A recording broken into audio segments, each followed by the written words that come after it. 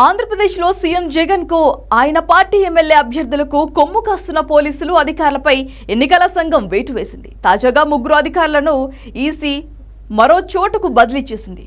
వారి స్థానాల్లో కొత్త వారిని నియమించాల్సి ఉంది. అయితే కాస్త ఆలస్యంగా అయినా అలాంటి అవినీతిమయమైన పోలీసులు ఉన్నతాధికారులపై ఈసీ చర్యలు తీసుకోవడం పట్ల పలువురు హర్షం వ్యక్తం చేస్తున్నారు.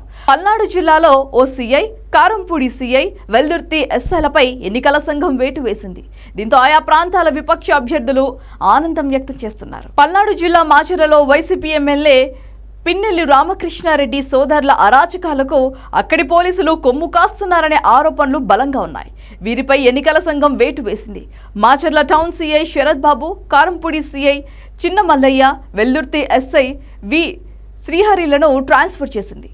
పోలీస్ స్టేషన్లో ఎస్ఐలు, సీఐల ప్రోత్సాహంతోనే మాచర్లలో వైసీపీ అల్లరి మూక చెలరేగిపోతుందని టీడీపీ నేతలు ఎన్నికల సంఘానికి ఫిర్యాదు చేశారు. ఇక దీనిపై ఈసీ ఆలస్యంగా అయినా స్పందించి వారిపై చర్యలు తీసుకుంది. మాచర్లలో ఎమ్మెల్యే పిన్నెల్లి బుధవారం కూడా డ్రామాలు ఆడిన సంగతి అందరికీ తెలిసింది. మహిళలపై కావాలని దాడి చేయించుకొని టీడీపీ నేతలు చేశారని వారిపైకి నెపం నెట్టారు. తద్వారా సానుభూతి పొందాలని చూశారు. మరోవైపు కారంపూడి సీఐ చిన్న మల్లయ్య మార్చి 26న కారంపూడిలో ఓ టీ స్టాల్ వద్ద టీ తాగుతున్న టీడీపీ కార్యకర్తను తుపాకీ చూపించి బెదిరించారు. అక్కడి నుంచి వెళ్ళకపోతే కాల్ చేస్తానంటూ అధికార మదంతో రెచ్చిపోయారు. 2021లో మున్సిపల్ ఎన్నికలు జరుగుతుండగా ఆయన వినుకొండ సీఐగా ఉన్నప్పుడు దొంగ ఓట్లు వేస్తున్నారని బీఎస్పీ నాయకుడు రాజు, సిపిఐ నాయకుడు చిన్నపోదాల శ్రీను ఫిర్యాదు చేయగా ఆయనే వీరిపై ఎదురుదాడికి దిగాడు. దీంతో ఇది పెద్ద వివాదమైంది.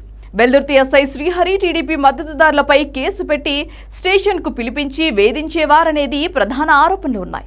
పార్టీ మారుతావా లేదా అంటూ టీడీపీ మద్దతుదారుడైన మత్స్యకారుడు దుర్గారావుకు సంబంధం లేదని కేసులో ఇరికించినట్లుగా చెబుతున్నారు. అంతేగాక ఆయనను హింసించడం, చివరకు అతను ఆత్మహత్య చేసుకునేలా చేయటం అప్పట్లో పెద్ద వివాదమైంది. మాచర్ల టౌన్లో టీడీపీ శ్రేణులపై వరుసగా దాడులు జరుగుతున్నప్పటికీ టౌన్ సీఐ శరత్ బాబు ఏ చర్యలు తీసుకోలేదు. టీడీపీ కార్యకర్త ఇళ్ల సురేష్ కారును వైసీపీ గూండాలు సజీవ దహనం చేశారు.